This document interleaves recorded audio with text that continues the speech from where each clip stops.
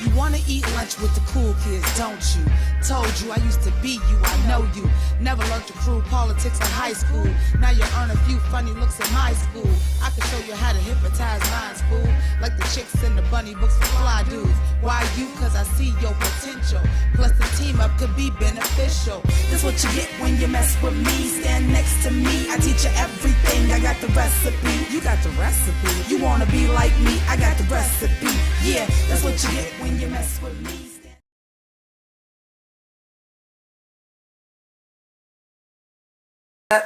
YouTube, Pink Ladies, T-Birds, just happen to be watchers of my shit.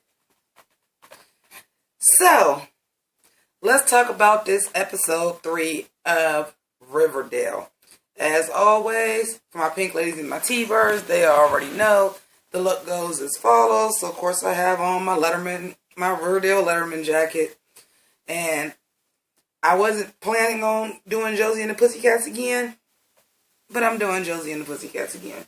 So, anyhow, let's get up in this gig, shall we? Because this shit nuts. So,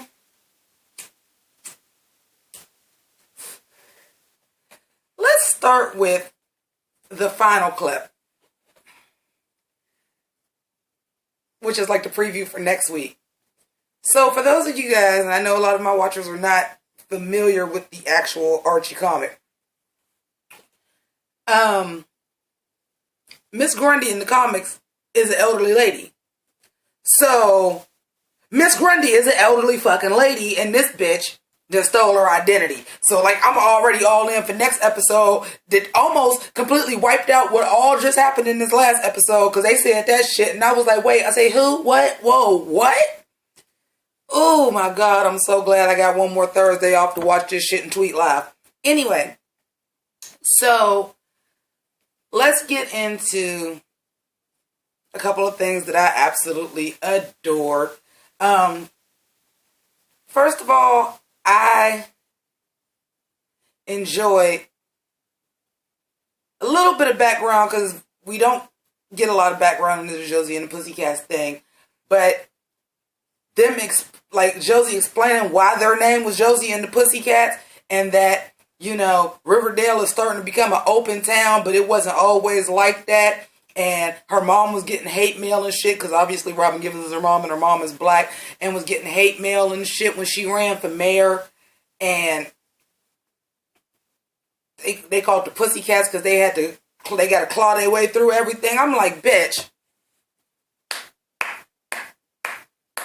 Now I'm gonna flip that coin for a minute, because I was like, as a black woman, I was like, dig it. Okay. So it wasn't just no generic reason why you made all the Pussycats black. Y'all gonna do a little social commentary with that. And I'm like, okay, I'm here for it. On the flip side, though, this Chuck character, I'm too fast and too furious, baby. Okay, wait a minute. Hold on. Pump the brakes. Pump the brakes. You might need to hire some black writers. Or at least some black male ones. That shit was so fucking corny. But anyway, so as we find out, once again, everybody in Riverdale is related, and everything happened for a reason in Riverdale. So Betty's parents run the newspaper in town. So we find that out. We also find out the Chuck character is the coach's son. Now, I will tell you, at first, I did not think I was going to like this episode. This show has a really, really, really good track record of doing this shit, where I'm like, okay, y'all about to go into like super real corny teen territory, and then you turn it around and make me say, okay, you did that, but it happened for a fucking reason, and it's a piece to the bigger story, and I'm fucking living for it. So, the big storyline this week was slut shaming. So, Chuck, who I'm pretty sure, y'all comment below and let me know, I'm pretty sure there was actually a Chuck in Riverdale. Of course, he wasn't. You know what? Chuck might have been black. I think Chuck was the only one that was actually black outside of Melody from the Pussycats or Valerie from the Pussycats. I'm gonna have to look into that. I think Chuck actually was black. But anyway, so we find out like the football players, like 5 or 6 of them have this slut shaming book because Veronica is going on a date with him and they kiss, but that's all. And he gave her a sticky maple. And I'm like, okay. Our gay exposition genie Kevin was like, and it's exactly what it sounds like. So I was like, so is a sticky maple a cum shot to the face? That's fucking disgusting. And the fact that that's what y'all referenced was kind of fucking gross. But okay, let's go with it. I gave her a sticky maple. And Veronica pops off.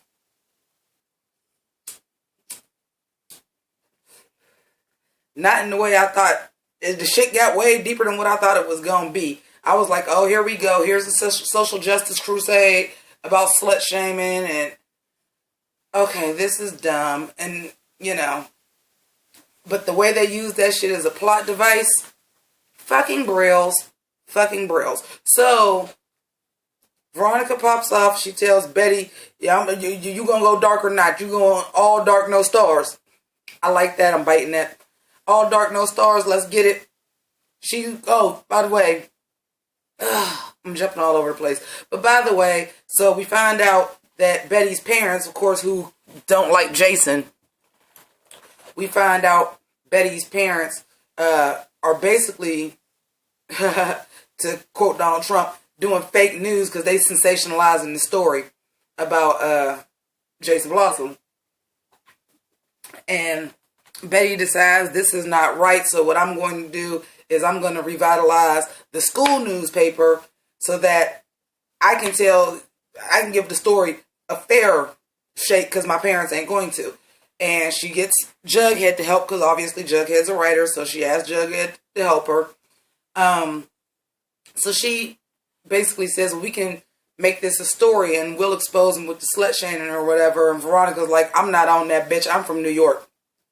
Bitch, I'm from New York. Let me show you how we handle this. So she busts up in the locker room like, motherfucker, what is this? Take this shit down. I don't play this shit. And of course, he in the locker room surrounded by football players. His father is the coach and he the captain of the squad. Solely now. I guess Jason was the co-captain, but solely the captain now. And he like, bitch, you in Bulldog country. I don't know what you thought, ho. So, I guess while Jughead is going to find out some shit about these gunshots that Archie finally admits that he heard because Cheryl tells them and he like she gonna get buried for no reason. While Jughead is trying to find out about that, Betty finds out there are several other girls who this has happened to. And we get Ethel, who is also an Archie character from the Archie universe. I think Ethel is used to be Jughead's girlfriend, or is that Moose's girlfriend? It wouldn't be Moose's girlfriend because Moose is on the football team, so it wouldn't be Moose's.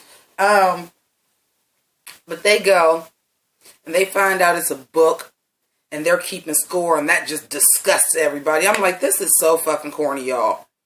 But when they got to that book, and they found out Jason was involved in that, and we seen Betty's sister, or at least what I think is Betty's sister. I'm going to get into that at the end.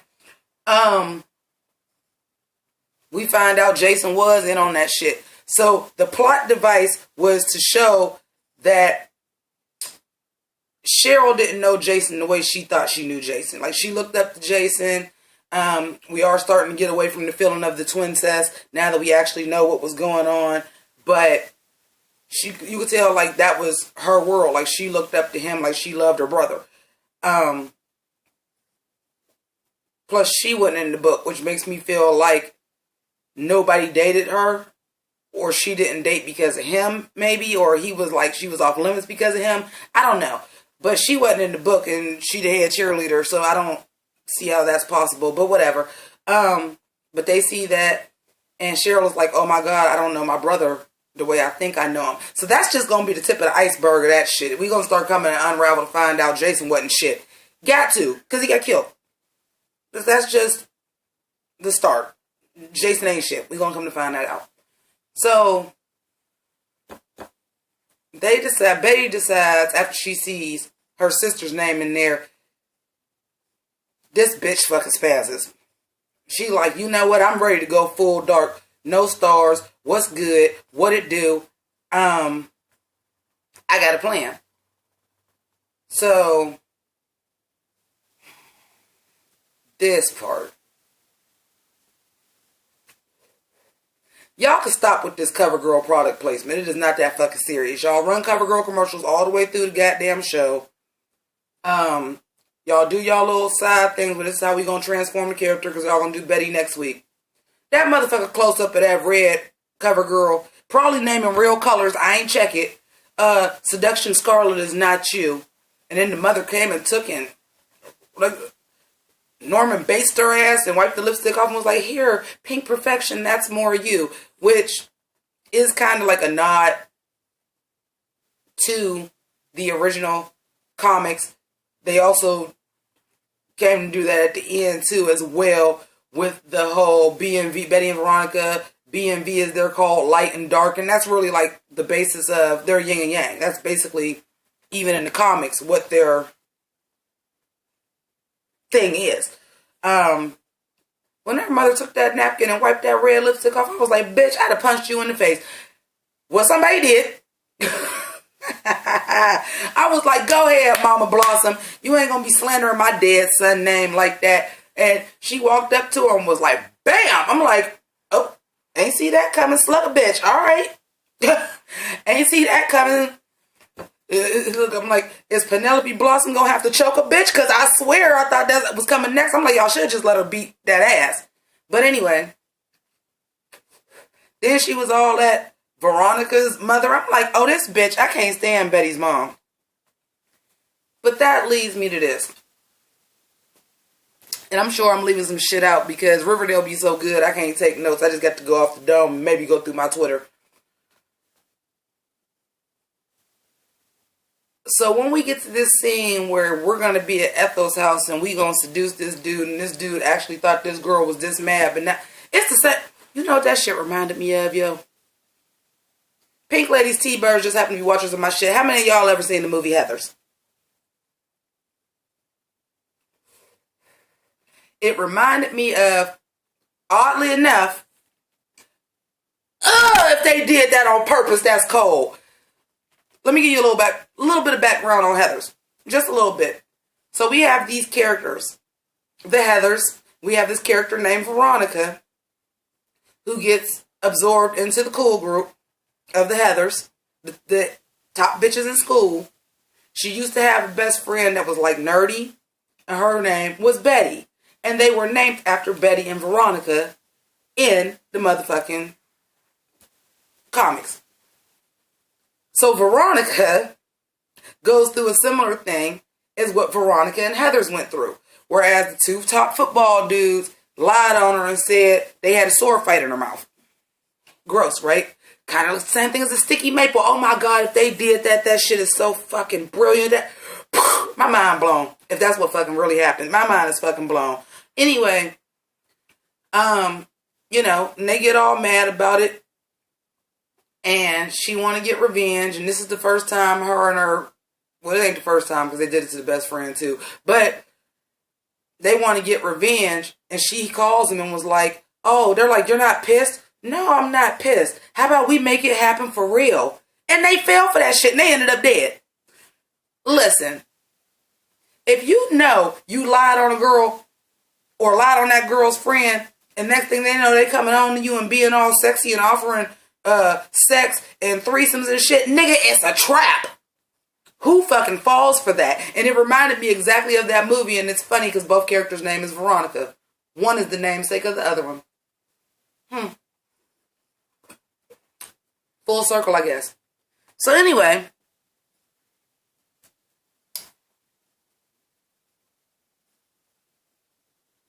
Betty is a motherfucking fool. Okay, this is my prediction. So when Betty comes in and she's like, you know, she had already said this was Polly's, the red lipstick was Polly's lipstick. She was borrowing it and made her feel powerful. And then she came in And she was like, Betty couldn't make it, so she sent me. But Betty had on like the black bra and like a little black slip and shit. Now I'm thinking she playing sex games. Because we ain't seen Polly. Keep that in mind. We ain't seen Polly. I'm thinking she just playing a sex game like, you know, I'm going to be somebody else tonight, baby. What's up? You know, something like that I thought she was doing. I didn't put two and two together, so that bitch started motherfucking snapping on Chuck. For real. First of all, you was giving them booze and muscle relaxers in a motherfucking hot tub. You could have killed him, because if you stay in a hot tub too long, you ain't going to be able to get out anyway. Then you gave him muscle relaxers and alcohol. You could have killed him. You're lucky he ain't die. Okay? Number one. Number two. You went ham on him. Had him handcuffed. And I thought he was just going to wake up and y'all was going to pretend to seduce him and shit. And then embarrass him like by showing he had a little dick or something like that. But you just had him on tape saying, tell the truth about what happened with Veronica. I'm like, okay. Y'all needed muscle relaxers and all that. For that, y'all could have just started kissing on him and handcuffed him and got that out of him. Whatever. But when this bitch took her heel and put it on top of his head and was dunking him under the water, like, apologize for my sister, then the crazy bitch started calling him Jason, started calling herself Polly. I'm like, whoa, bitch, whoa. Whoa, bitch, whoa. I knew that shit was going to come out, though. Like I said, the writing and the visual cues on this show are excellent. Because we already seen she be suppressing some shit from that first episode when she tried out for cheerleading and she broke her own skin because she was clenching her fist so tight. So we already knew something is in her dark. Because I done got mad and held my tongue a lot of times. I ain't never broke my own skin. Broke it with blood. Oh, anyway. Anywho. I ain't even get to talk about Jason because this shit, listen, it was so much going on. Fuck that. Okay, we already know Cheryl ain't killed Jason. She lied. He was trying to leave town. Whatever, blah, blah, blah, blah, blah. Whatever, dude fired the shot. But he did see Miss Grundy's car, though, so that shit about to pop off. But whatever. We ain't got to talk about that because the shit gonna hit the fan with Miss Grundy next week. We done already found that out from the preview for next week. But here's my thing. I don't know how they gonna pull this shit off. I think Betty is Polly. I think Polly killed Jason. Like, and that would make a little bit more sense. I mean, her mom is a fucking cunt stick anyway. But it would make so much sense of why she is always so overprotective. So on her, why she won't let Betty see Polly. Because how you gonna let Betty see Polly if she Polly? I don't know how they gonna pull that off because as far as I know, like she said, Betty been his friend since third grade. I don't know how they gonna get this off, but I think Betty is Polly. I do. I don't know how they gonna get that shit off. And maybe that's when Sabrina come in and maybe, I don't fucking know. But I think Betty is Polly. And if Betty ain't Polly, I think Betty had a psychiatric break where she thought she was Polly and she got better. But that shit's starting to come back and she killed Jason. That's what I'm thinking. That's my motherfucking prediction. Because that shit tonight,